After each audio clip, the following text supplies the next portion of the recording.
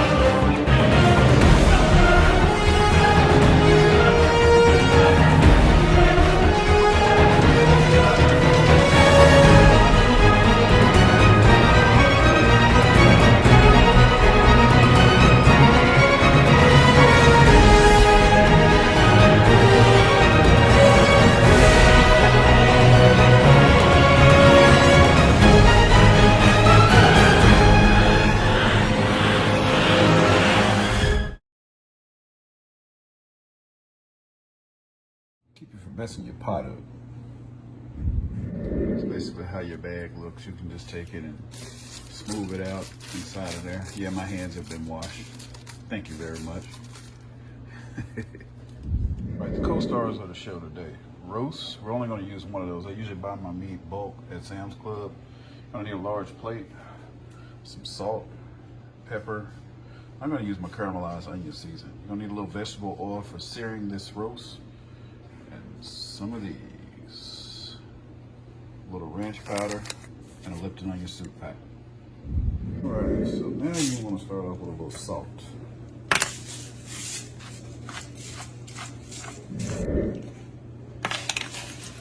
Pepper. And this caramelized onion seasoning is like $3 there. I forgot how much the salt and pepper is. What else I'd tell you? So I'm gonna press that in.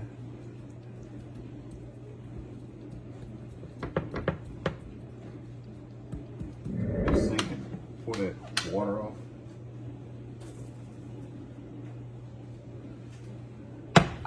Flip that bad boy over. Stay right there while I clean this stove off, put everything up, and get the cast iron skillet out. Some people like to put a little bit of flour on their roast to sear it, but I don't. I just like to put a little oil inside my cast iron skillet, and just a little bit. I'll show you how much I put in there.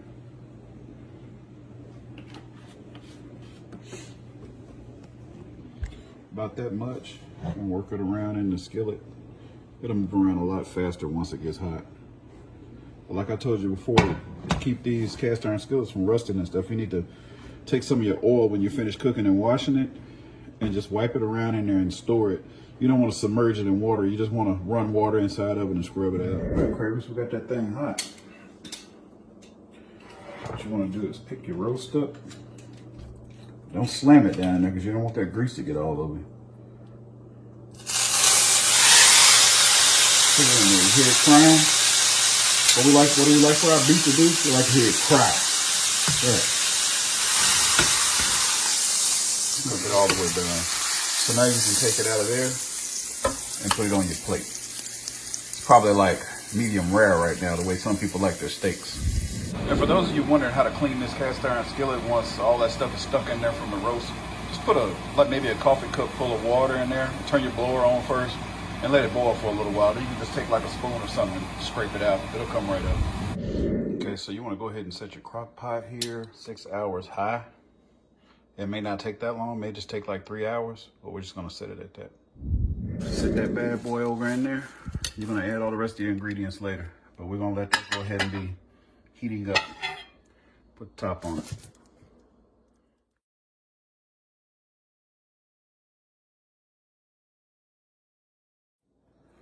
My potatoes here have been washed like 2 or 3 times. You want to make sure that you get all the dirt and stuff off of them. So I'm just going to cut these in half. I like them kind of big. If it's too many, just put some to the side and freeze them.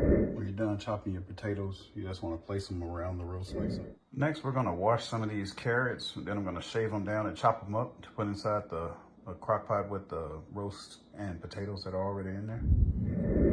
All right, carrots are all washed up. Let's cut the heads off of them and cut the tips off. All All right, I'll spare you the agony of this. I'll be back. Okay, so now what we're gonna do is use our little peeler. This is a KitchenAid. I got it from Ross for like $2 or $3. But I mean, I didn't know anything about this thing until I got grown. I used to see my mom peeling them with a knife, and then sometimes she would use her peeler. But mainly she did it the old school way with a knife, and she was quick. But this thing is quicker for me. You see how quick it peels? Are all done and chopped up. Now we're about to go and sprinkle those over in with the roast and potatoes. Right, and now the moment that you've been waiting for. Dun, dun, dun, dun, dun, dun. Yeah, we're gonna put the carrots in.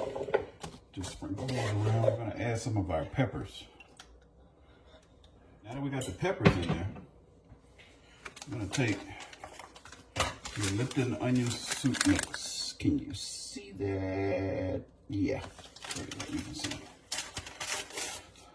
So you're gonna take this, sprinkle it all over evenly. Use the wrench. A lot of people are gonna be like, gross, because they've never tried it before. But wait until you try it.